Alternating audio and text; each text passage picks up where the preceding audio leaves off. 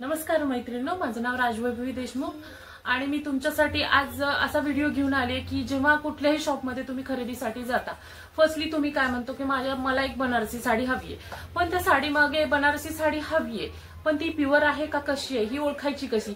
बनारसी साडी बनवण्यासाठी दोन टेक्निक वापरल्या जातात. फर्स्टली जी टेक्निक असते ती एक आहे कडुआ वर्क. ह्या वर्कमध्ये कुठलेही मशीन न वापरता केलेली टेक्निक म्हणजे ती आहे कडुआ वर्क. हे प्युअर आणि प्युअर हँडलूम पासून बनलेलं वर्क असते, प्युअर रेशीमच्या धाग्यापासून बनलेलं असते हे, त्यामुळे त्याला एक कडुआ वर्क असे नाव देण्यात आलेलं आहे.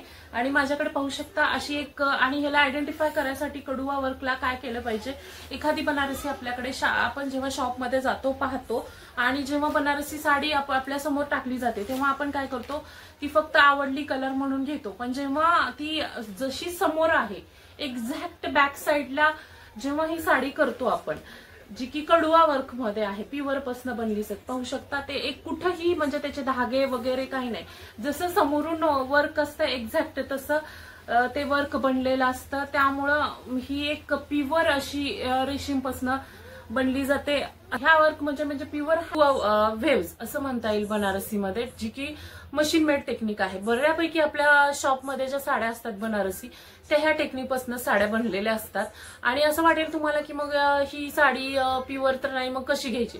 पण असं काही नाहीये. ही पण साडी मशीन मेड जरी असली पण दिसायला खूपच सुंदर अशी साडी आहे. ज्यांचं बजेट 5 ते 10 हजारापर्यंत साडी कुठलीही बनारसी घ्या वाटलं त्यांच्यासाठी ही मशीन मेड साडी खूपच छान आहे. आणि दोन्हीमध्ये डिफरन्स म्हणलं तर ती जी होती ह्याची कडुआ वर्कची साडी, ती जशी समोर होती एक्झॅक्ट ती तसेच तिचे बॅक साइडला धागे होते. पण ही जी आहे तिचं बघा, जशी समोर असे छोटे बुट्टे आहेत पण एक्झॅक्ट मागच्या बाजूला नाही आहेत, ते कट दिलेले आहेत. त्यामुळे हे मशीन मेड म्हणता येईल. हे जे धागे आहेत ते कट मध्ये कट केलेले आहेत, पॅकला नाहीये.